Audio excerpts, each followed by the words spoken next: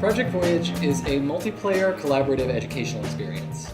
What this basically means is the students are given mobile VR, and when they put it on, they're sent into a deciduous forest biome that they could explore along with their fellow friends and classmates.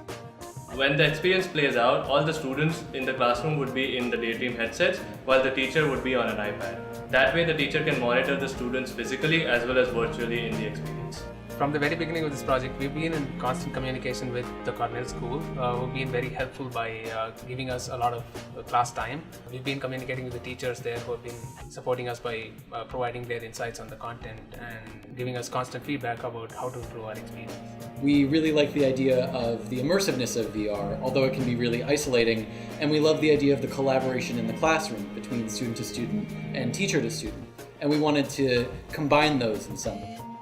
We just want to add educational value, like supplement for the classroom with VR, which is like really new technology. Collaborative mobile VR is something that has not been done before and not many people in the world are trying to do it.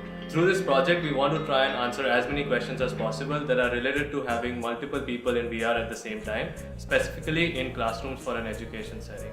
Virtual reality is very good at change in location in time. So we try to accomplish both by building up a field trip-like experience and take the students to a deciduous forest. At the same time, we try to make them experience the change in seasons. Once they've picked their name and color, the students are placed in a staging area.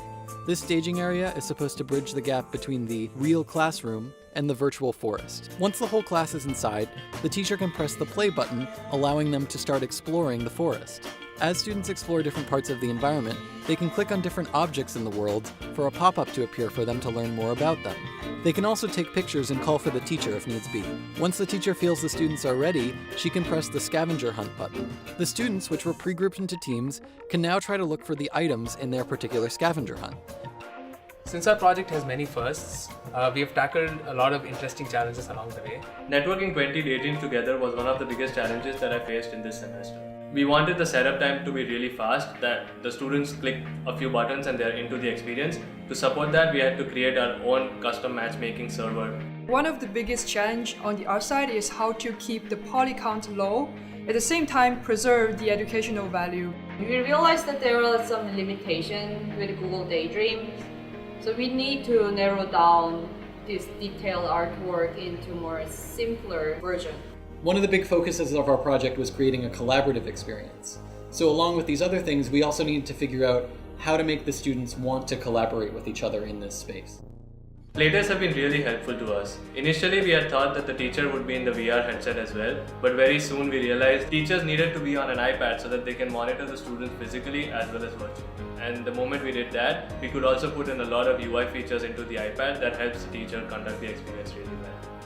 What's very interesting is that very small interactions in VR play a major role.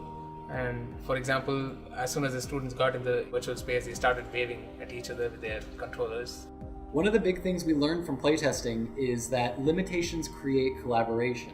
The more limitations we put on people, the number of flags or the number of people on the team, it really made them want to communicate with each other and want to work together. One student can explain it in a way that even an adult can. So the student-to-student interaction is very important. When you start to bring all the team aspect into it, the kids were very excited, and the talking, that's music to my ears.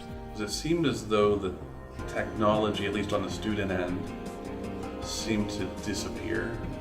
If they were all in this virtual experience together, not too much different than if they were all on a field trip.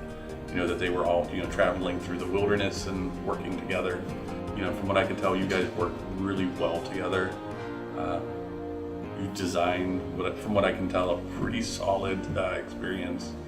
I just wish you guys would stick around and keep working together in that space, because I think you could bring a lot to education.